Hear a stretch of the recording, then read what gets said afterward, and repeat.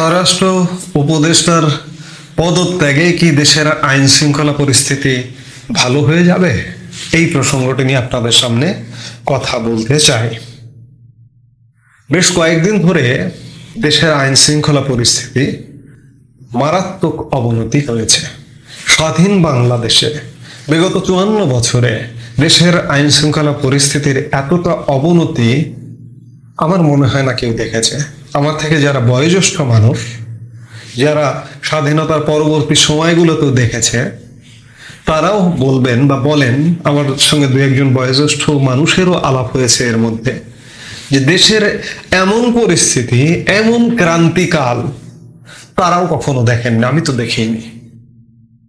এই জায়গায় কয়েকদিন ধরে একটা আওয়াজ উঠেছে যে এই যে অন্তর্বর্তীকালীন সরকারের একজন অথর্ব, অযোগ্য স্বরাষ্ট্র মন্ত্রণালয়ের দায়িত্বপ্রাপ্ত উপদেষ্টা আছেন লেফটেন্যান্ট জেনারেল অবসরপ্রাপ্ত জাহাঙ্গীর আলম চৌধুরী। তার অপসারণ হলেই নাকি দেশের আইন শৃঙ্খলা পরিস্থিতি ভালো হবে। আমি এর সঙ্গে সম্পূর্ণ দ্বিমত পোষণ করি। এখানে জাহাঙ্গীর কে, এখানে কাশিম কি, কে কুদ্দুস কি, আপনি যাকেই দায়িত্ব দেন না কেন, দেশের আইন শৃঙ্খলা পরিস্থিতি এইভাবে ভালো হবে না। কারণ দেশের আইন শৃঙ্খলা পরিস্থিতি ভালো হবার জন্য যে কন্ট্রোলটা, সেই কন্ট্রোলটা এই যে একটা সরকার, এই সরকারের হাতে নেই। এই সরকার আজ পর্যন্ত দেশের আইন শৃঙ্খলা বাহিনীকে নিজেদের কন্ট্রোলে আনতে পারেনি। পুরো আইন শৃঙ্খলা বাহিনী কন্ট্রোলের বাইরে। আইন শৃঙ্খলা বাহিনী বলি বা প্রশাসন, আমি যদি সিভিল প্রশাসনের কথাও বলি, সিভিল প্রশাসন নিষ্ক্রিয়, আইন শৃঙ্খলা বাহিনী নিষ্ক্রিয়। নিষ্ক্রিয়তার নানা রকম কারণ আছে।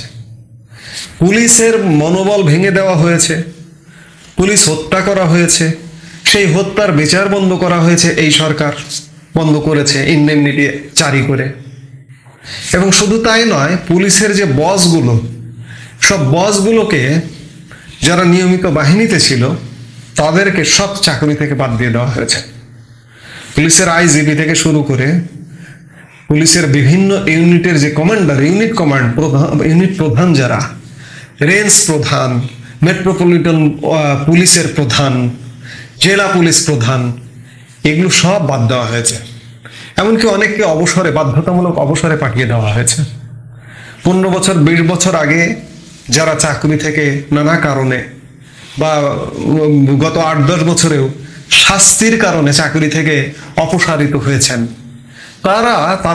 তারা সুযোগ নিয়েছে একটা পরিবর্তিত পরিস্থিতির। অনেক দাগী অপরাধী, পুলিশ বলেই যে অপরাধ করে না তা তো না, অনেক দাগী অপরাধী পুলিশ কর্মকর্তা পূর্ণ পদে, নিজ পদে ফিরে এসেছে। শুধু তাই নয়, প্রমোশন নিয়ে ফিরে এসেছে। আর যাদের চাকরির বয়স চলে গেছে, তারা কিভাবে এসছে? তারা চাকরিতে ফিরে এসছে চুক্তিভিত্তিক, সেটা আইজিপি থেকে শুরু করে ডিএমপি কমিশনার থেকে শুরু করে এই ধরনের চুক্তিভিত্তিক মানুষজন ফিরে এসছে। এই যে বসরা আসলে নিয়মিত বাহিনীর বস নয়, যার কারণে এই বসরা কন্ট্রোল করতে পারছে না পুরো বাহিনী থেকে। আপনি বিভিন্ন রেঞ্জে খোঁজ নিয়ে দেখেন, মেট্রোপলিটনে খোঁজ নিয়ে দেখেন, চট্টগ্রাম মেট্রোপলিটন, গাজীপুর মেট্রোপলিটন, সব এরা গত 10-15 বছর আগে চাকরিতে ছিল না। হঠাৎ করে চাকরিতে নিয়ে এসে এদেরকে সেই সব ইউনিটের প্রধান করা হয়েছে। এই ইউনিট প্রধানরা তাদের বাহিনীকে কন্ট্রোল করতে পারছে না। এই কন্ট্রোল করতে না পারা একটা কারণ, আর একটা পুলিশের মনোবল ভেঙে যাওয়ার একটা কারণ, আর একটা যে কোথায় কি করবে, আবার কোন ঝামেলায় পড়বে। অনেকে চাকরি হারানোর সংখ্যায় আছে, অনেকে মামলার ভয়ে আছে। এই যে গণহারে বাহিনীর লোকজনের উপরে যেভাবে দোষ চাপানো হচ্ছে, মামলা দেওয়া হচ্ছে, চাকরি থেকে অবসরে পাঠানো হচ্ছে, ওএসডি করা হচ্ছে, নানা রকম আতঙ্কিত, যার কারণে আসলে সত্যিকার অর্থে বাহিনী কাজ করতে পারছে না। এবং বাহিনী কাজ করতে পারছে না। আর আরেকদিকে যে এই যে সরকারটি এসছে, এই সরকারটি হচ্ছে সন্ত্রাসের, জঙ্গিবাদের পৃষ্ঠপোষক। সন্ত্রাসীদের ছেড়ে দিয়েছে। আমি বারবার বিভিন্ন বক্তব্যে বলি, আমি গতকালকেও বলেছি, বিভিন্ন সময় বলি, শীর্ষ সন্ত্রাসী যারা, তাদেরকে ছেড়ে দিয়েছে। জঙ্গিদের ছেড়ে দিয়েছে, এমনকি জেল থেকে পর্যন্ত পালিয়ে গেছে। জেল সুরক্ষাও নেই, জেলখানায় যে কোনো সময় যে কোনো ঘটনা ঘটতে পারে, জেল থেকে পালানো যায়, আবার জেলখানায় হত্যাকাণ্ড ঘটতে পারে, জেল হত্যার মতো ঘটনা ঘটতে পারে। জেল অরক্ষিত। এই যে আমরা গতকালকে একটি খবর পেলাম, বুয়েটের মেধাবী ছাত্র আবরার ফাহাদ হত্যাকাণ্ডের আসামি কাশিমপুর হাই সিকিউরিটি জেলখানা থেকে 5 আগস্ট পরবর্তী সময় ফাঁসির আসামি কন্ডেম সেলে যিনি বন্দী ছিলেন তিনি পালিয়ে গেছেন। এরকম যে কত শত শীর্ষ সন্ত্রাসী জঙ্গি পালিয়ে গেছেন তার হিসেব নেই। কত শত হাজার হাজার অস্ত্র লুট হয়েছে 5 আগস্ট পরবর্তী সময়ে তার হিসেব নেই। আমি যদি এই মুহূর্তে বাংলাদেশকে বলি একটা যুদ্ধ বিধ্বস্ত বাংলাদেশ, একটা যুদ্ধরত বাংলাদেশ, ভুল হবে না। কারণ এখানে যুদ্ধকালে যেমন হয় যে সাধারণ মানুষের জানমালের কোনো নিরাপত্তা থাকে না, আজকে বাংলাদেশের অবস্থা কিন্তু তেমনটা। প্রত্যেকটি বিবেকবান মানুষ দলকানা কোনো মানুষ ছাড়া স্বীকার করবেন, আমি আওয়ামী লীগ বুঝি না, বিএনপি বুঝি না, জাতীয় পার্টি বুঝি না, জামাত বুঝি না, আমি দেশের সাধারণ মানুষ হিসেবে বলতে চাই যে দেশ আজ ভয়ানক এক সংকটের মধ্যে পতিত। সেই জায়গায় একজন উপদেষ্টাকে বাদ দিলেই আইন শৃঙ্খলা পরিস্থিতি কি ভালো হবে? প্রশ্নই আসে না।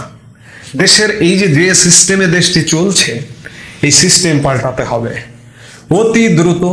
সব দলের অংশগ্রহণ, ওকে ধরবো, ওকে মারবো, ওকে বাদ দেব, যেমন আওয়ামী লীগকে বাদ দিয়ে সবকিছু কর্মকাণ্ড করবার একটা প্রচেষ্টা। আওয়ামী লীগ ছাড়া দেশে যে সব রাজনৈতিক দল ক্রিয়াশীল আছে তাদের সবাইকে ধোয়া তুলসী মাতার মতো পবিত্র মনে করা হচ্ছে।